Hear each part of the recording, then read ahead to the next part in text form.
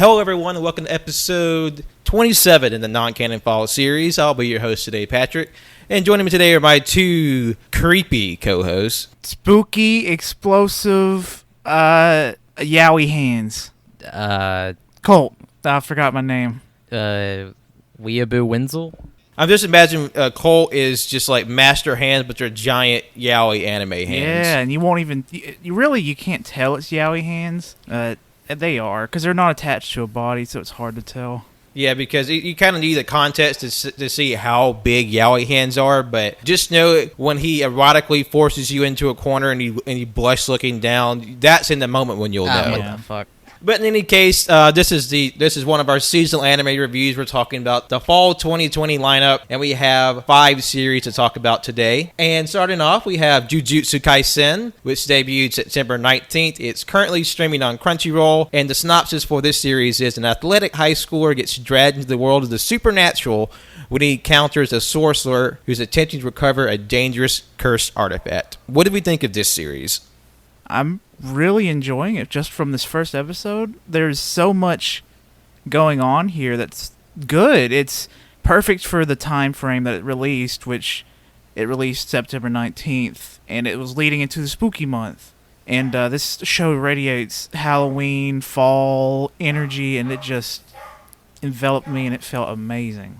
Yeah, no, this looks great. The complete, like Colt said, completely Halloween, spooky vibes, perfect. It's like it feels kind of like a mix of Mob Psycho and Boogie Bop.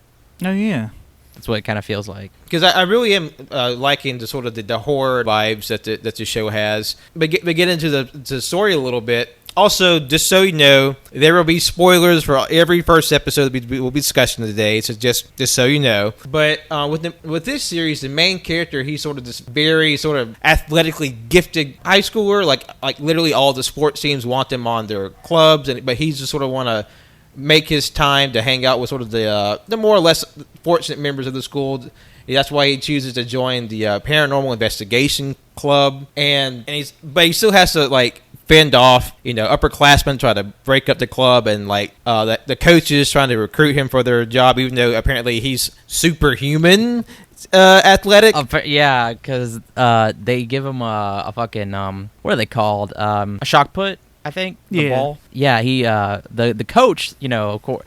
It was a good bit, their competition, and he throws it, it was like, record, and then our main character gets it, and he gets in his hand, it's like, heavy, it's like, he's a weakling, and then fucker pitches it like a baseball 30 meters away, like, okay, like, of course, it's like, anime trope as shit, but damn. He doesn't just throw it along with, like, it fucking embeds itself into the steel soccer net. Oh my god. And now that I think about it, like, we'll get to it. Strong boy. Big strong boy. And he splits his time between the club, but also he's taking care of his, as far as we can tell now, his only living relative, and that's his grandfather, who seems to be on his deathbed, and apparently no one else in their family is really there for him. So he's trying to make time for his grandfather, despite his grandfather trying to keep him at bay with just being rude and mean and nasty to him. Basically, the grandfather feels guilt for being like a low down person all of his life, and he doesn't want his grandson to associate with it anymore. As almost like some weird form of contrition. Yeah, it was that was kind of like a quiet sadness right there when his grandfather he was trying to tell him about something about his parents, which of course is probably something important later or not, we'll see. He was just like don't die like me, which is like don't die alone, and then completely caught me off guard. Grandfather dies. Yeah, just right there. Like, damn. Oh, shit, oh, man, the reason why that caught me off guard, too, was because I thought, like, maybe he might be a character kind of, like, recurring through the series, because he's in the intro, which the intro was sick. So fucking sick. Yeah, the intro was very good. It has a lot of really nice, like, fluid animation moments. We'll get to that one in a set, because that had a really great intro. But, yeah, I remember reading the first few chapters on the Shonen Jump app, and I was kind of feeling with it. But much like with Demon Hunter, it wasn't until I saw the anime that I really got like a much stronger impression for it. And that was a very surprisingly emotional moment. Like his grandfather really dies in that moment, and it wasn't like the old man like, I got you, bitch, I'm not really dead, and then dies later. No, it's like he dies in that moment, and he realizes that he kind of died in his sins. He died alone. But like 2 minutes later, he's like immediately happy. Guy said, "Give me the finger," and he's like just forgets about his dead grandpa. Well, no context, yeah, I guess, but like he was like, it's like that thing where like, my grandfather wouldn't want me to be sad about this or something, so like it's like the trope of like he's buried his feelings, because he brings up his grandfather's death later on in sort of the climax of the story, because what Colt was going back to with the finger, there is a mysterious man that's sort of hanging around the school looking for this cursed artifact that we mentioned earlier. His name is Fushiguro, and he works for this like clandestine organization of sorcerers that are sort of keeping like these demonic creatures called curses in check. And he's looking for this very dangerous artifact because in order to keep curses at bay, they employ like stronger cursed objects. But unfortunately, while it keeps them at bay, it also attracts them in a certain respect as well. And apparently, this cursed object was found by the main character. Yeah, because the cursed object he's looking for is like super powerful, and like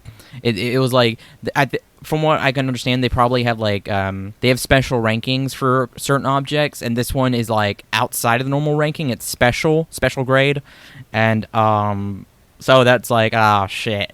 And the reason why the main character has it was just because their paranormal occult club, whatever, was just interested in it.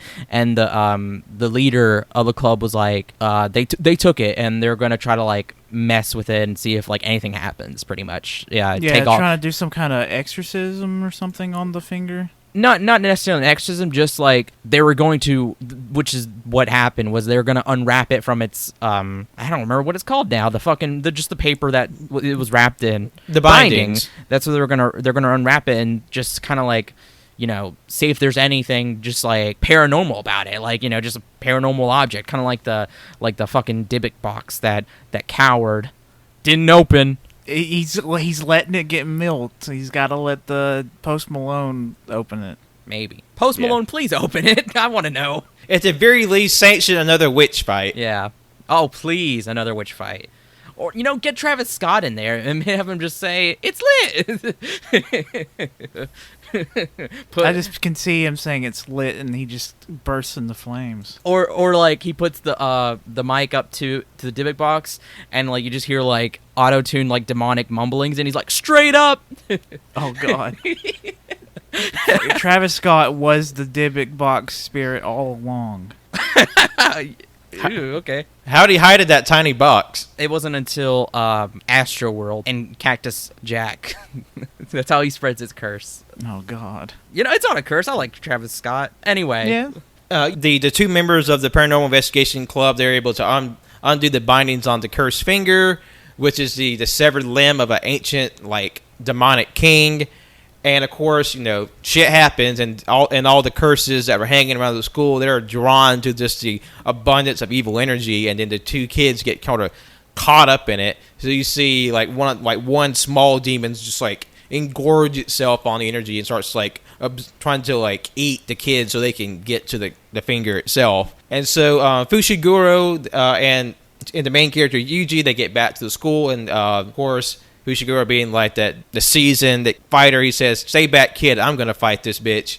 And so he runs off from the school and summons like his two like demon dogs, magic wolves, the Shikigami wolves.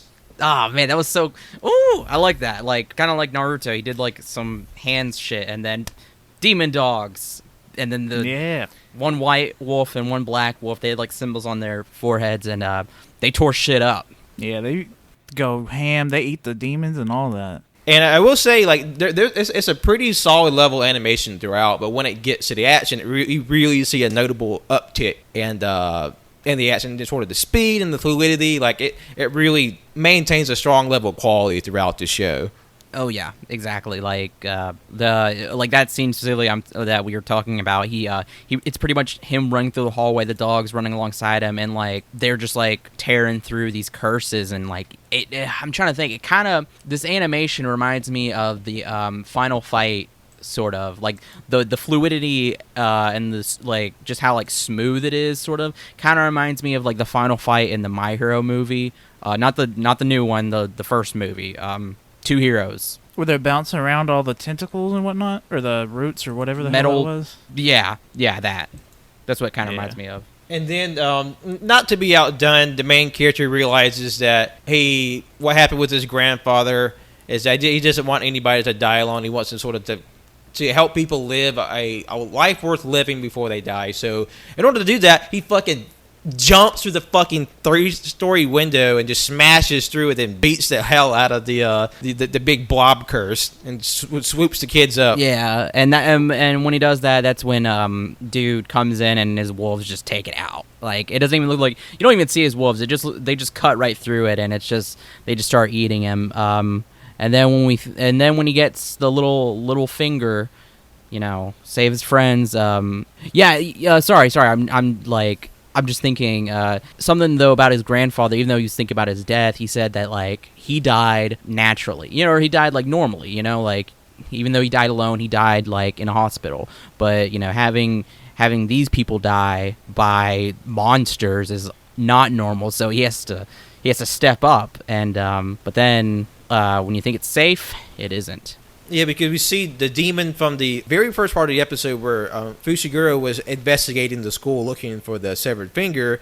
He returned and he's also engorged himself on the ambient evil energy, and he attacks the gang. Fushiguro pushes everybody out of the way, but he gets hurt. And so like it's up to Itadori, the main character, to sort of fend off this giant blob monster. But how can he do that when he has like no extrasensory abilities, no curse magic like Fushiguro does? And the thing is too, he's literally he is bouncing around this guy, and like at some point he grabs the monster's arm and like swings it across like the walkway or whatever and breaks it like over the walkway, and then gets on top of it and smashes its eye. I'm like, okay, wait a minute, you're telling me that he, like, even though he can't destroy it, he could still beat the shit out, like, like, man, like, he's, not only is he's a main character, so he's gonna get, like, he's gonna get magic stuff later, probably, obviously, but, like, not only that, he's really strong, like, I don't know. It's just me and Colt have always said if we ever get threatened by a demon or a ghost, or some kind of monster or something, just punch it, just fight it. And he's literally the manifestation of that energy that we have. Well, you said you just punch the demon. I thought your usual go-to was just either shit yourself or jerk off. That's Colt. That's for ghosts. That's for ghosts. Oh, my bad. I punch a demon, jack off in front of a ghost. No, Colt is jack off and shit. Me is tackle or punch. No, it's in front of demons and ghosts. They'll look at you and they'll be like, "That's gross. I don't want any part of that," and they'll go the other direction. Or unless they think that's hot. They do. That's when you punch. Covered in shit and nut. That's all you got to do. Then ask the ghosts to subscribe to your OnlyFans if they want any more. Yeah. Then you get the demon currency, and then by the time you die and you're in hell, you get that demon money. I'm thinking about the future, guys. I don't know. I'm gonna punch my way out. Or you could be chilling like a villain in hell with those fat hell bucks. Mm-hmm. I don't know, but like, wouldn't it seem kind of like a dick move for like God or whoever's up there to be like, he punched demons, he's gonna go to hell? Like, dude, I was doing your work. Like, bring me up. I don't know how many demons you have to punch to offset all the times you nutted. Oh God! Don't even get me started on those demons. Pat, let's get back to the anime, okay? don't make us think about that. Like you said, punching demons. The main character, he's just whooping on the demon. It can't do much because the demon's regenerating as fast as he gets a punch. So the main character realizes, oh, we have to fight curse with curses. So he swallows the severed demon finger and gets super demon powers, and this is what his punches actually make an effort. He grows like really long fingernails and fingers, and he starts to develop markings. I want to watch episode 2. I really hope he talks about how the finger tasted, because I do want to know what it tasted like. I imagine something close to. It's some kind of jerky, of course. That's what I was thinking, jerky. But if you look at the finger, there's little roots and stuff on it. There's like little branches, like tree branches with leaves. I don't remember. I'm trying to remember this last 5 minutes. I think a part of my brain fell out. Well, like I remember him chewing the finger, and I think I blacked out when he ate the finger. I think I got scared.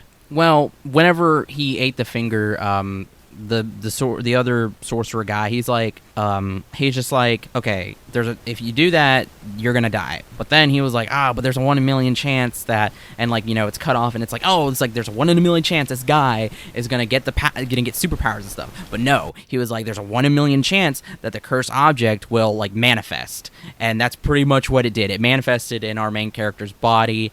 Like I said, he gets markings. He gains an extra set of eyes, like kind of like below his eyes, but like on his temples. Yeah. And that's when he's just offset from the top of his cheekbone. That's where like the demon eyes grow. Yep. And starts speaking in the monster's voice. I don't remember. It had a name because the finger, its finger, that was its finger, and it just starts talking. Yeah. The monster's name is Sukuna, the king of curses. Oh, okay. There we go. And he wants to wreak havoc. Okay, I remember, like, as soon as he ate the finger, the demon talks, and then he's like, I will wreak havoc, and then the guy's like, what are you doing? Stop. Just stop it. And he's just stopping the demon, and the demon's surprised. It's like, what in the world? How is this guy stopping me? Yeah, he's suppressing him, and then the sorcerer's guy is like, you're under arrest! Pretty much. Because the story this episode ends with the sorcerer Fushiguro ready to stand up and like fight off Itadori while he's possessed in order to like keep this demon king from like resurrecting completely. So I honestly think it's like it was a fun first episode. Like this is obviously going to be the big shonen for the season. And like I said, I've read ahead a little bit in the manga, and like I'm definitely liking like the aesthetic, the spooky demon vibes, like how visceral the monsters and everything are. So I'm definitely willing to check this out. Oh yeah, 100%. I want to keep up with this. It looks like it's gonna be a fun time and fun thing to just watch during the spooky season. And before we wrap up with this, I did want to go back a beat and talk about the intro. Yes. It's not just the intro, but overall the music that they use throughout this show is really, really good. It has like an indie, I want to say math rock type sound, and it just makes every single part of my brain light up when I hear that good shit. I would concur. I agree. It was some good stuff. I don't know. I really enjoyed that intro. Because like in that intro, you know, you just get like a sneak peek of like the the characters that we're gonna be seeing. Motherfucker, there was a panda in the intro. Yeah, there was. There's a panda like running on top of a rooftop. Like I want to know about this panda. And the thing is, it's like one of your standard anime shots where like the character's running. This panda was running off a rooftop. It looked like some man put on a mocap, and that's how they got him running. And it looked so good. Man, that threw me off. That I don't know what to do now. I think I'm gonna watch episode 2. Probably. I think maybe, I don't know if episode 2 or 3 is out right now, but after 2. this, I think I'm gonna watch it. 2's out, and I'm the same way. I have to watch it because we get a little like sneak tidbit at the very beginning, but I won't say that. That has me interested about like where we're going next. And like I said, that intro was really good because like it just gives us a little tease of like, you know, all the characters. I'm assuming the head Jujutsu guy, like he wears a band over his eyes, and like there's a little at the very end he's about to take, looks like he's about to lift it up and like use his power or whatever it is, but we don't get it. And like I don't know, that just got me excited. It gets you hyped. And then the main character in the intro goes back to sleep. He said night. Good night on the train. I will say for the episode 2 preview, there's one character that I think will be fun to actually see them in person, because you just see this like very stoic older man surrounded by a bunch of creepy plush dolls, and his character is really funny. I think I'm excited to see what he does. Oh hell yeah! All right, so I think this is a pretty unanimous recommendation for Jujutsu Kaisen. We hope. Oh no! Oh yeah, I actually think no one should watch this. It's heresy against the church.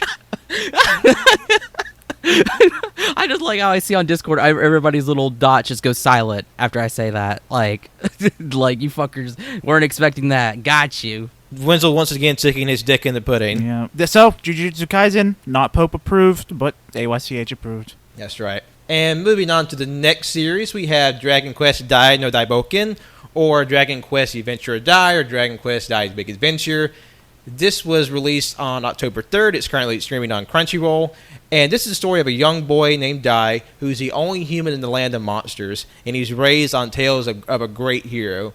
But when an evil lord is resurrected, the same one with his childhood stories, he's thrust on a path to becoming the hero of legend himself. A little bit about this series is this is the latest adaptation of Dragon Quest Dai's Big Adventure. The original manga ran for 7 years, from 1989 to 1996. And the original anime was from 1991 to 1992. And this is like an original story based in the world of the long-running RPG franchise Dragon Quest. The art style, while similar to Akira Toriyama, is actually by Koji Inada, who did the art for the original series and has his own shonen series known as Beat the Vandal Buster. So all that aside, what do we think of Dragon Quest? As somebody that's played some Dragon Quest games, I've played, I'd say mainly the modern ones. I have not gone back and played any of the old ones because I just haven't.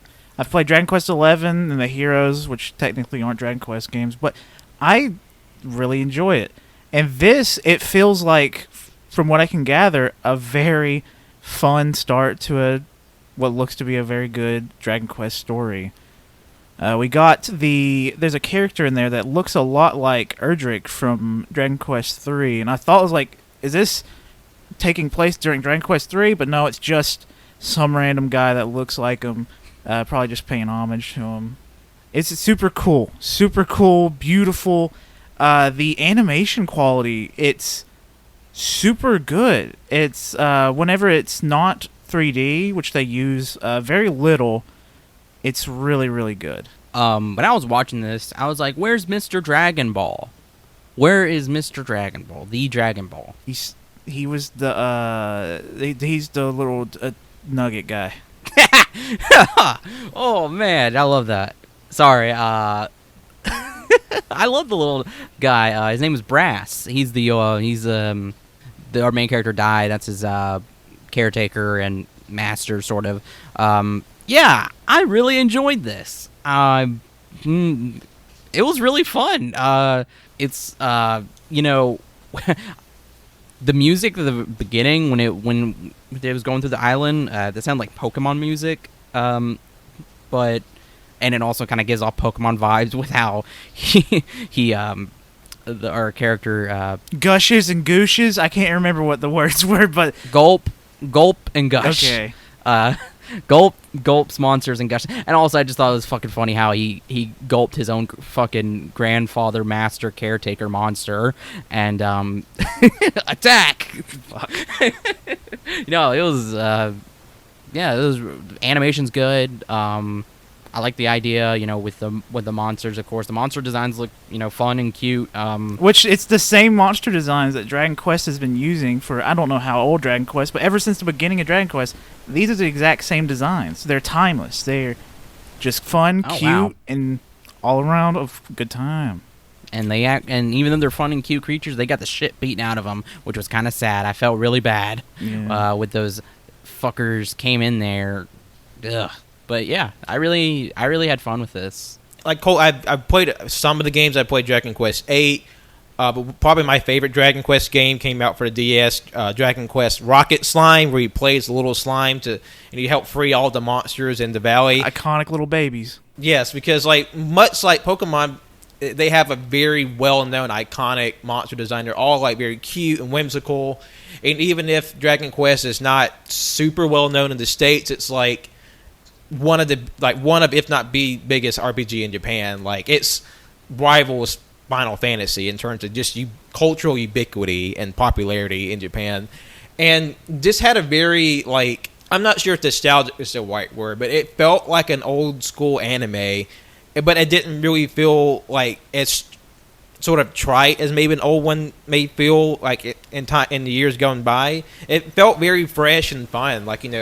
It's just an energetic main character, with a bunch of monster friends trying to like thwart like this, no good team of quote unquote heroes. They got decked, son. Yeah. King Slime and a dragon. Yeah, I really like how they introduced the King Slime. He has these little tubes that are pretty much Pokeballs where he gulps and he gooshes, and then when he gooshed... He had golden cylinders. Yeah, and one of the golden cylinders contained a bunch of slimes, and if you don't know about Dragon Quest, when slimes get together, they turn into bigger sizes. There's many different types of slimes, metal slimes. You saw the gold flying slime. And then we got the king slime, which is usually the strongest slime, but it's not. You got the metal king slime, which I think is the strongest. So if we ever see the metal king slime, it's over for everyone. But this king slime, boy, it be killing. The person that the king slime tagged is 100% dead. That's canon. Yeah, because like when Dai uses his monster capsules to like fight off the sort of the unscrupulous heroes, that some put up a good fight, some are knocked down. Then like the lady of the team, she has like a knife to the golden slime that's Dai's She holds it best friend. hostage. She's like, she puts a knife to its body. She's gonna pop it like a zit.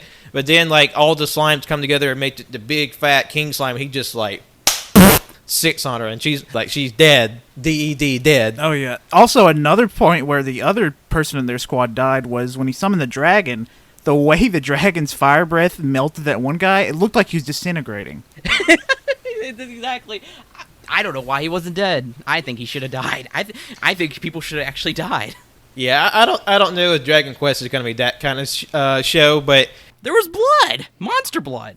monster blood. The people may not die. I guess the monsters are more expendable, because like all the monsters are peaceful because they were like under the command of the evil demon lord that took over the world. But when he died, like all the monsters kind of went back to living in peace on this one island, and that's why the unscrupulous heroes were there to like make a quick buck off of any rare monsters that were there. Main character died. He was able to rally and get all his monster friends to help, and then we have like a quick jump ahead to him learning how to use magic, because he wants to be just a straight sword hero, but like his grandfather, monster uncle, mentor's like, no, you're gonna be a magician and you're gonna like it. No, a mage. Pat, get it right. Yeah. Mage. But we all know He's gonna be a mage. He will be a mage, but we all know a true hero is well-rounded in every single ability. So Nugget Man needs to take a seat and let him play with his sword. Yeah, like You can use sword and sorcery. You can do both.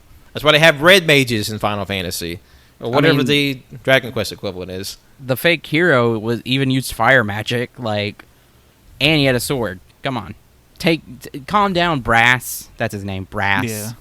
I guess because he looks like a gray, fleshy bell with legs and arms. I don't know. I keep wanting to say the word for bug poop is like, isn't it like crass or something? I don't know. Well, anyway. Well, crassy means like if someone's like rude or crude. Yeah. But he's brass, so I just thought he called brass because bells are made of brass and he's kind of bell shaped. He looks like a little piece of poop to me, because he has hairs. Yeah, he's a dried out turd. I'm trying to find out, I can't remember what he's called, but there's, every single monster in Dragon Quest, there's not only one, there's multiple, unless it's, some mythical thing. It's essentially Pokemon. Oh, it's called Frass. Frass, okay. Yeah, the excrement of insect larvae. I think this will be a fun series to continue. Like, I love the monster in Dragon Quest. Like, even though the series has always had this traditional RPG, you fight these very creative, colorful, personality-filled monsters. There's always been this side series for Dragon Quest where you capture the monsters and you train them, much like Pokemon. So to me, that's a big incentive to continue with the series. Is just being able to see these classic monster designs and just sort of see where this fun little story goes. Yeah. Yeah. I'm 100%. I want to watch the rest of this. I think I'm gonna keep up with it because I love Dragon Quest, and the first episode, it felt like a nice little fun romp through the universe. I At least a agree. little taste of it. And that and actually feels a little. It felt to me a little self-contained in a way. But of course, we have the lead into the rest of the series where like this princess from another land who's sort of going to sort of a part of this big quest. She arrives on the island to like seek the help of Brass and Dai, and then she sort of like scoffs at like how tiny and shrimpy Dai is. She says, "Oh, how small and undependable." Like, okay, bitch, body shame. Yeah, that's Like, mean. Yeah, and also he's a kid. Like, get off the island. You know what? Fuck this. Oh, That's what I would say. one more thing I just remembered. When they're fighting the enemies on the boat, one of the enemies freezes the monsters. It was like a kraken and like a sea otter fish thing. It was a merman. Merman, whatever. But the thing is, after the battle, you can see the merman trying to break open the kraken's ice like a sea otter. Yeah. That was a good bit. That Like was as like a time transit, the merman like using a rock to like break open the ice that's stuck on the Kraken. That was a good bit. So I think we have another good recommendation. Give it a check. Yeah. And moving on to our third series, we have Noblesse, which is debuted October 7th. It's also streaming on Crunchyroll. And this is an adaptation of the Korean webcomic, and this is the one of Crunchyroll Studios' original series. So they This is an produced original Colt. Yeah, this is why I introduced myself as Yaoi Hands. Big hands. And Noblesse is about the member of an ancient race of super beings known as the Nobles, who awakens after 820 years. In order to learn more about the modern day, he enrolls in a local high school. But he's not the only one that seems to be awakened. There seems to be a rival group of super beings that are also bent on chaos and destruction. And they seem to be trying to track down this one particular member. What do we think of Noblesse? I did not like it. I had no idea what was going on. Did not know that the character was part of that. It had its moments, but it was eh. It was very below average for me. It was just not fun. It felt like the art style was just boring. All the characters had the same body type, which was skinny, lanky boy with different colored hair, and it just felt like some weird yaoi stuff. And one thing that I kind of felt annoyed by was when the kids were trying to talk to the main noble guy. He wouldn't say a single word. They would they would say every single thing that he wanted to say out loud, like, "Hey, what are you doing after school today?" And he'd be like, "Oh, you've got that thing to do. Okay, yes, I understand." And then he didn't say a single word to them. I mean, yeah, that's pretty much. And there was also a bit in there too where he was gonna eat, and they were like, "Aren't you gonna eat?" And he's like, "I'm waiting for it to multiply." What the fuck does that mean? Yeah. Oh my god. But like, yeah, the art style seems very uninspired. Just kind of definitely kind of bland. Like I said, it had its moments. Like there's a part in there where the schoolmaster, who is the servant of this kid, the character, the kid is like, "Hey, I'm gonna go do that thing," and the master's like, "Oh my god, he doesn't mean that thing I said last night. Oh my god, like he's not gonna do it." And then like we see like him open a drawer and there's light coming out, and I'm thinking like, are we about to get some action with this guy already? Nope. He goes downstairs and he goes to sign a kid's cast by putting a little kitty on it. It's pretty badass. That's the thing. It was pretty badass, yeah. It was pretty sick, and there's also a good bit in there too where he was like, he didn't say it directly, but he was like, "People keep saying I should have this thing," and then the guy's like, "He doesn't mean a cell phone," and he gets a cell phone. Like I don't like I said, it had its moments, but yeah, that it was just eh. What do you think, Pat? I think I had to sort of echo your sentiments. Like, I don't think it was a bad series. To me, it felt like there wasn't enough content to maybe last like the 20 or so minutes, because like this was a webtoon or a Korean comic, manhwa, or whatever you like to call it. So I think maybe the stories were a bit shorter in the original format. So it felt to me they kind of felt like too little butter on too much toast. Because that to me it feels like if it was maybe like a 10-minute series, I feel like it wouldn't feel like as I don't know. It felt like you're just waiting for something to happen. Yeah. Yeah. And like you said, I don't think the animation quality was bad. It's just like the designs were very simplistic and like. No offense, but like some of the character designs kind of made me think of like my first anime book character designs, like all these rando long-haired Bishi boys with like just randomly placed scars. Or you like if you go to the Scholastic Book Fair, say how to draw manga, or one of those designs. Oh fuck! Damn, you guys are killing. You were got burned. Damn, calm down. I'm sorry. It's just. There was one character I thought was kind of funny and just in his design because he was like there's this gray-headed pretty boy who's like the security guard for the school, and like he's apparently was a part of this failed super soldier program. He gets like really long claws and he has like all this drama about all his comrades in arms are dead, some such, but he has like this scar on the corner of his mouth. I'm like, did he eat a potato chip and it cut his lip? Because like that just seemed like a really weird place scar. Badass Joker. That's how the Joker Damn. got his scars in Dark Knight. It must have been it probably was like a regular Lay's chip because those are sharp. Yeah, there are sharp potato chips out there. You know, when you get the cut in the corner of your mouth and it just like it hurts for like a day. Yeah. Okay. Finally, relatable content in an anime. Oh, thank God. Thank you, Lord Jesus. And I don't know, maybe this just might have been a slow first episode because like you do get a bit of an action at the front where like the other nobles are just like killing the fuck out of these soldiers with weird improbable weapons. Like they're all just really long and gangly. Okay, but there was a bit with the bad guy noble team where like their tech guy is like in his van and he's like clicking all these mouses. He has like a foot mouse thing that he's popping and bopping on. Yeah, I assumed that was like he was using that to control the drone that he had because like there was a little omnidirectional like ball or whatever in there. So I thought that was probably what he was using.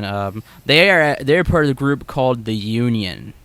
So see, giant evil vampires. They have a union. Why can't the rest of us? Exactly. Yep. Korea and the rest of the world protect workers' rights. Please, and also, again. No context for this episode, so I didn't know what was. I mean, like, the most information we got was literally about the super soldier guy. But then it's like, but then even then, what was his connection to everything? I don't know. Okay, I don't recommend it. Yeah, I'm not interested. No, thank you. So I think I'll have to pass on this one. But if this is up your alley, feel free to check it out. I don't think we as a group could collectively recommend it. Moving right along to our next series, we have Higurashi When They Cry. That debuted October 1st. It is currently streaming on Hulu, and it's about a young boy named Keiichi Maebara and his family who moved to a small, isolated rural town where he befriends the children at this new school. But what follows is a very dark and mysterious series of events. And what's interesting about this is the latest adaptation of the long-running horror series When They Cry, which was a visual novel series. And the original anime ran from April 2006 to September 2006.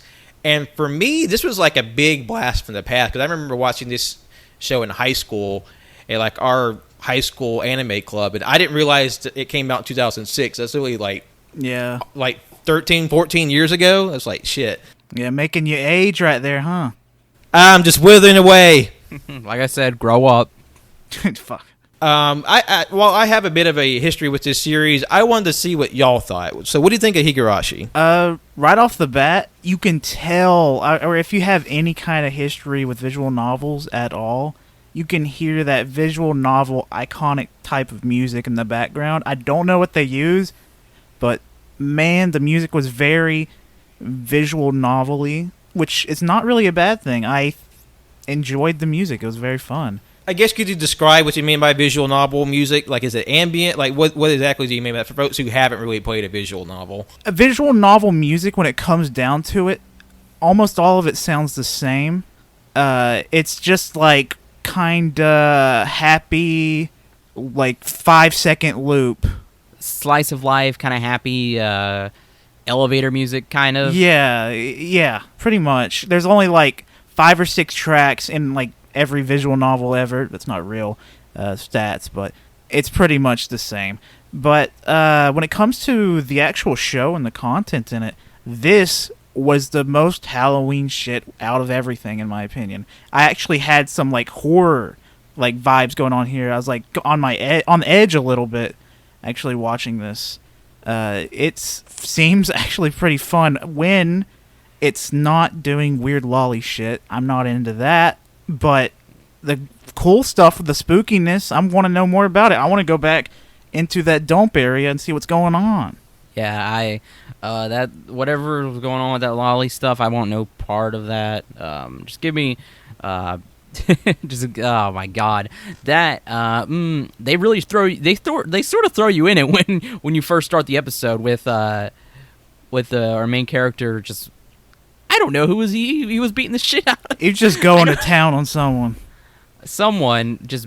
Well, by going to town, he means like there's a really hard opening when you see the main character, you know, or you hear somebody like panting and gasping. You see blood splattering and a baseball bat going up and down. You see the main character like beating the bloody, broken corpses of these 2 people, and which is sort of like this, like, you know, in media res sort of starts the series, and then it cuts to the main character waking up and going to school, where he meets like all the little girl characters that he shares his class with, which apparently, because the school is so small, like it's like a old timey school, like literally all the kids are together, all ages, all grades. It's also set in 1985, which also, I don't know what about it. Everything set in the 80s is spooky with the right ambience. For some reason, the green-haired girl got a gun.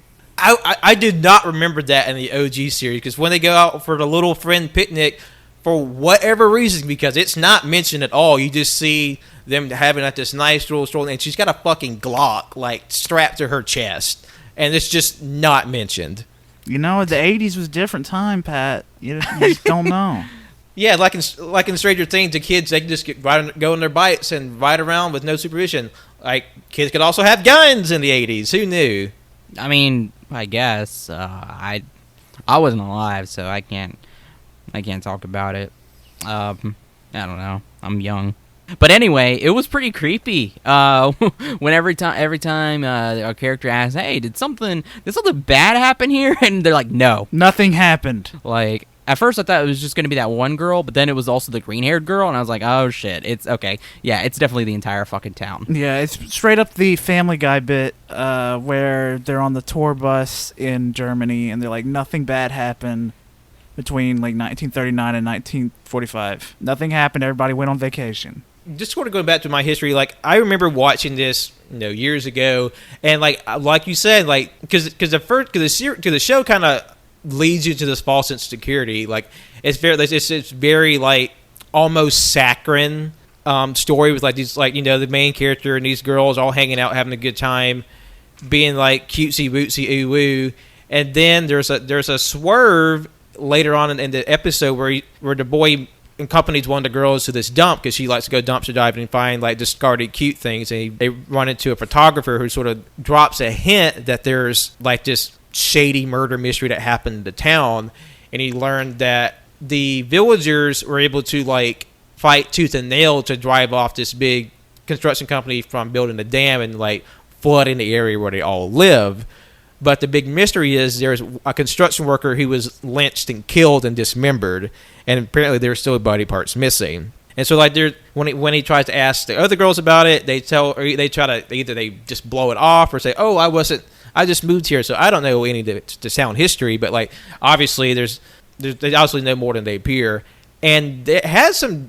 Even knowing where the story goes from this point, you still get a really good spooky vibe, because not only like a spooky vibe was like the mysterious of the characters, but also like a really good seasonal vibe, because like the show takes place in like early summer, and you get that like summer evening kind of feel. You know what I mean? With the cicadas blasting full volume.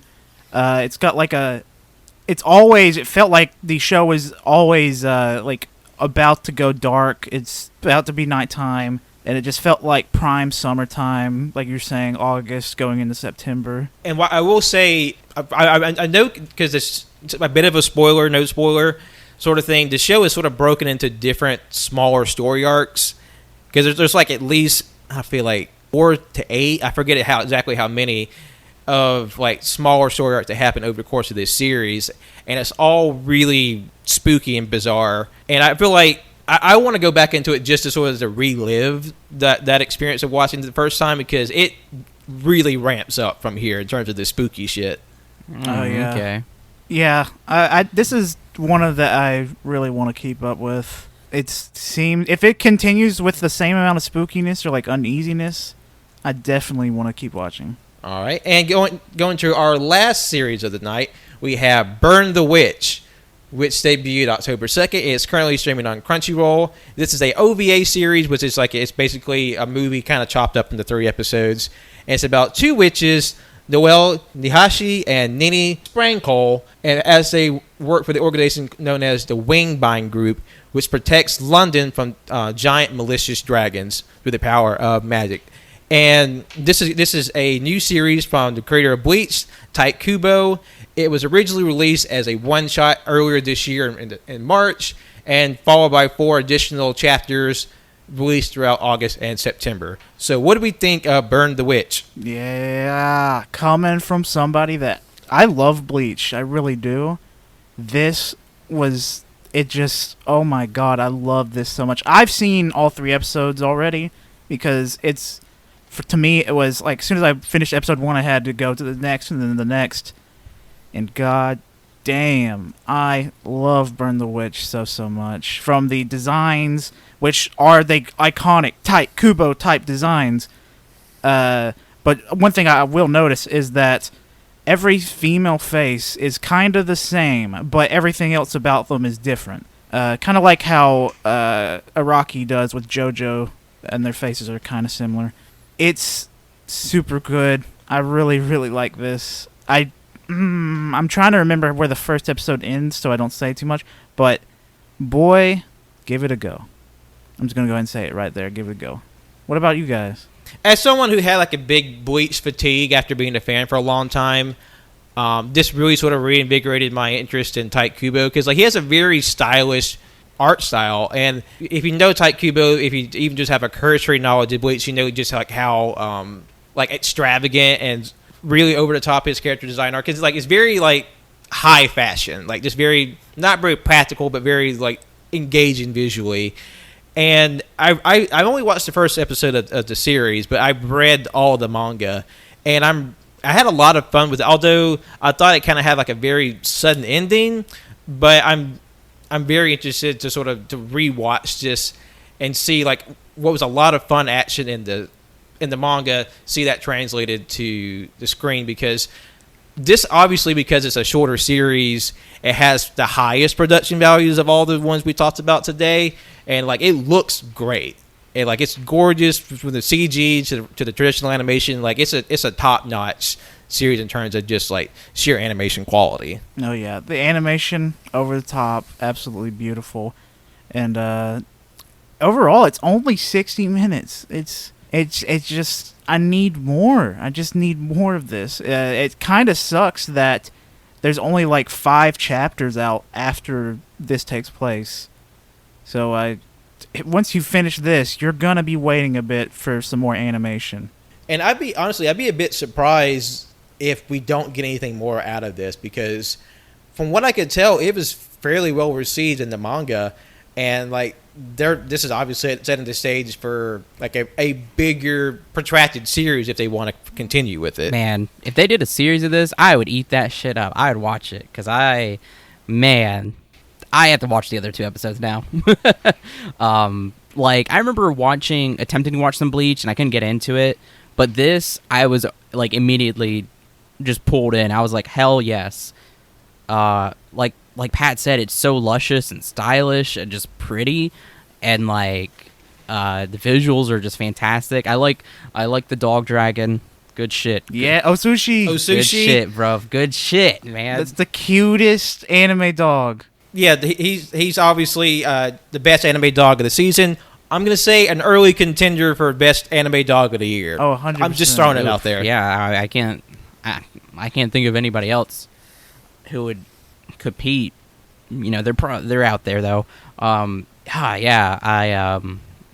really enjoy the magic and what they're doing, and like the dragon designs. That one dragon that they fight that turns out to be a dark dragon. That the way it walked and the way it looked around, it reminded immediately of a gecko. Like I was like, yeah, man, yeah. I don't know, I'm very interested in the world as well because like we get a glimpse of like the higher ups, I guess. They all seem very interesting, especially that Bruno guy, the blue dude. He's been popping up all over my feed. So please watch the rest. It's so good. One of the best new characters of the season, Bruno Bang Knife. Is that his name? Yeah, Hell Bruno yeah. Bang Knife. Okay. Yeah, and I like our two main characters, female characters. You have one who's like the kind of like not rude, but I guess like very Asuka from Evangelion type.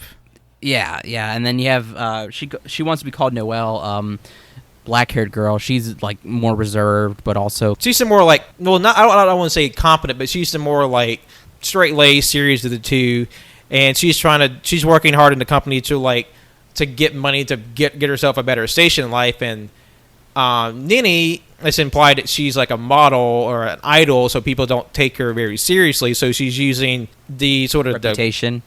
The current reputation as a more substantial person by being employed by this this giant dragon fighting organization. Yeah, because like there's some other because these witches are called pipers, and then there's some other group called sabers. I'm really excited to see what's that about. Tite Kubo going out with his squad rankings and names and all that shit. It just gets me more excited. It's getting me so hyped, especially after confirming some stuff at the final episode. There was, which really you'll only get if you're a Bleach There was also fan. something interesting too when at the very end you see I think it's a woman that Nini bounces into bumps into. She's at like her home. There's a hole in the wall, and she's petting some dragon. And then the Bruno guy appears through the doorway. We only see the back of his head, and then that's where it ends. So I'm very interested what that whole situation is. Yeah, because what follows with this mysterious new girl and how Nini and Noelle are attached to that, and their confrontation with Bruno, the leader of the Sabers, like that is a really fun like sort of action sequence.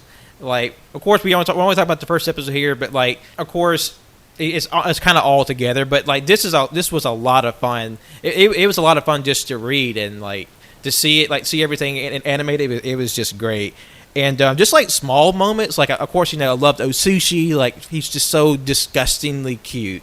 How he's kind of like tittering around and like licking and just being adorable. And like some of them, how they use the magic, they have what it called the pipers. They have like these little like it kind of looks like a ray gun mixed with a pipe. Like they kind of blow into it to shoot their magic, or they use like a ray gun. But the one spell Noelle uses, the Gatling Crown, that was a really cool that scene. Was good shit. Yeah, super sick. This to me, this has my highest recommendation of the series we talked about this fall. Of course, it's just kind of one and done for now, but this has my strongest recommendation for just something you should go out of your way to check out. Oh yeah. But as for a continuing series, which one would y'all recommend as the strongest of the crop that we talked about? Jujutsu Kaisen is my number one. I had to give it to Jujutsu Kaisen. I guess we'll be unanimous because I would say Jujutsu Kaisen is my number one. My number two is Higurashi because I just have a affection for that series as like a something I watched in the past, and like I want to see how they translate the series in this new adaptation. The only one that I'd say don't watch is Noblesse. Everything else, I enthusiastically think you should give it a check. Yeah, I was gonna say I'm with Pat too. Like my number 2 is Higurashi, and then as you can tell, my number 3 would be Dragon Quest. I don't know if I would ever get back to Dragon Quest, but I would definitely keep up with the latter two, and then I'm gonna finish off Burn the Witch. No, I'll definitely finish Burn the Witch as soon as I can because like it's 3 20-minute episodes, so you can like knock it out pretty quick. Oh yeah. So I think that's our fall anime review. We had a much bigger crop this fall. We couldn't get to every series because summer was a bit small for us, but of course these aren't the only series we'll be talking about. Colt cultivated this list we taken for that, and so there's even more series out there that we definitely should check out outside of what we talked about. And if there's anything we missed on our review, please let us know. What are you watching? What do you want to keep up with? Let us know. We'd love to hear from you. And I guess we'll be wrapping up now. So thank you all for listening today. We really do appreciate that. Be sure to follow us online and listen to wherever your podcast is streaming, whether it's SoundCloud, iTunes, Google Play, Google Podcasts, Overcast, Spotify, or any RSS feed catcher out there. We're there. Be sure to like, rate, review, and subscribe on all those platforms. It helps us out. 5 stars. Share it with your friends. That just keeps us going, spreads the banter around, and just sort of keeps the show moving along. And you can follow us on our socials on Twitter and Instagram at AYCH Podcasts, Letterboxd, and Facebook at AllYouCanHear. On Twitch at twitch.tv/AllYouCanHear, and YouTube, which is also at AllYouCanHear. And lastly, you can follow me, Patrick, on Twitter, Instagram. It's John Lost His Name, and my art on Facebook is John Lost His Name Art. My name is Colt. You can follow me on Twitter at ColtD00. Thank you for listening. This was a very good season. Do a backflip over a pumpkin. Hey. Thank you for listening. I'm Wenzel. You can follow me on Twitter at WenzelBook. You can follow my art Instagram at WorldWenzy. If you want to follow my Letterboxd and Goodreads, go to my link tree and both of my plugs, and you'll find those. It's lit. Yeah, baby. So thank you all so much. Take care of yourselves, and we have more spooky content coming your way the rest of the month. So stay tuned for that. Goodbye.